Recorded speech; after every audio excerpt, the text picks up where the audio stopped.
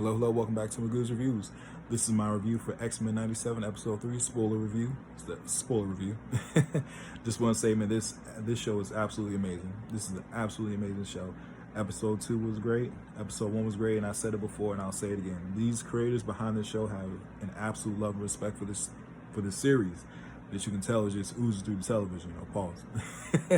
But I mean, just a great episode, man. And I mean, just keeps the ball rolling from episode 2. Again, spoiler warning. At the end of episode 2, Jean Grey, there's another gene that showed at the end of the X Mansion. Coming to find out after Beast does his analysis on her that this gene is the real gene, and the gene that's been with the team the whole time is a clone.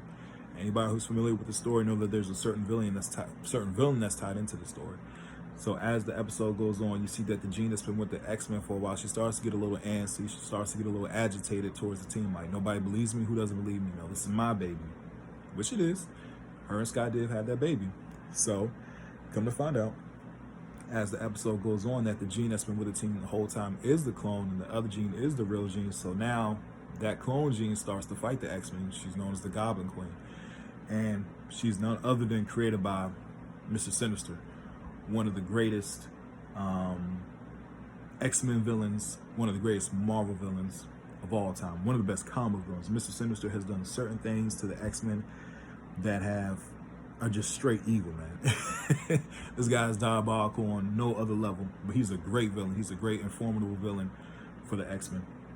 So as the X-Men are fighting her off, we see that now it becomes a superhero epic and just completely transforms. It's like a horror movie. It's like Nightmare on Elm Street meets Marvel. The things that the animators that were pulling off in this episode were absolutely phenomenal, man. I mean, just the things that they were just playing with their mind, you know. So as the X-Men are fighting her off, there's really no chance against her. As they go up and they confront her, as Morph finds out, says Morph's like, no, I know where Mr. Sinister is. So they go and they try to fight him off, and they have Magneto. Even Magneto by himself, comes to find out now the Goblin Queen, she's extremely powerful, even for him.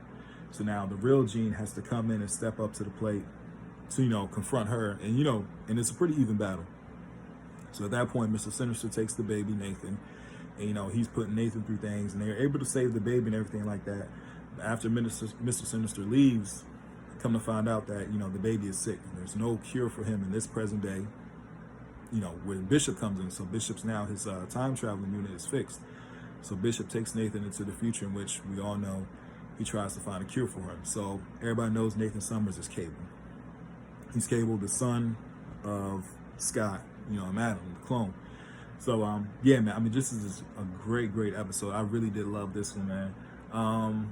The negative, I mean, I said it before in my episode 1 review, and I'll say it again. There's one thing there was a certain scene where Scott was, I guess he came to find out that there was no cure for Nathan in this present day. And they did a close-up shot of Scott, and I guess he had his hand on the table, and these hard-edged lines, man, these outlines that they draw on the characters, I don't like it. I will say that I don't like that part. I love the grittier animation of the 92 episode. This reminds me of Archer. The animation, this reminds me of the show Archer, if you haven't watched it. Great show. And I say that's the only thing that I don't like is the really hard-edged lines around the characters. And that was one scene I was like, ugh, that didn't look so good. Other than that, I mean, it was cool. Other than that, the animation looks good. But I'm more of a fan of the 92 and grittier animation. So all around, man, I say this is a 9 out of 10.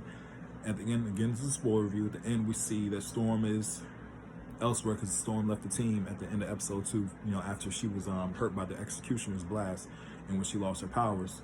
So Storm meets another character at the end of this episode, it's Forge, and Forge wants to help Storm gain her powers back. So yeah, man, this is just a great episode, a very good episode. I really am loving this. I'm gonna go 9 out of 10. I think I gave the last one 10 out of 10. I thought the last one, Emotional Beast, was just perfect, but this one was very good as well. But I'm gonna go 9 out of 10 just for that, them hard edge lines, bro. That's me though. That's me. Whatever you guys say, definitely your opinions, please leave a comment in the comment section. Don't forget to like, share, and subscribe to the channel. Another thing that really stuck out to me is they do certain things with Morph that I think are really cool, man. They have Morph change it to Magic. Anybody who knows Magic is Colossus' sister. So he changed into Magic in this episode, and I thought that was really cool. Like in episode 2, he changed into I think it was Lady Deathstrike. Colossus and Psylocke. So in this one, he did Magic. So yeah, man, I'm really loving this episode, the series alone. And again, I think the most important thing about the X-Men is how they're a family. You know, the X-Men, they're a family. Of course, they come from different backgrounds and stuff like that. You know, Storm is African. You know, Colossus is American. You know, Nightcrawler. Nightcrawler. He's German. Colossus is Russian. Wolverine's Canadian. You know, all different parts of the earth, but they're a family. And as you can see in this season so far, that man, they're really being put through the ringer. They're really being put through the ringer. You know, they're dealing with a lot of things in only 3 episodes. So we'll see where the rest of the season goes. But again, don't forget to like, share, and subscribe to the channel. Thank you guys so much. Don't forget to look out for more reviews coming. Hope you guys have a blessed day, and I'll talk to you soon.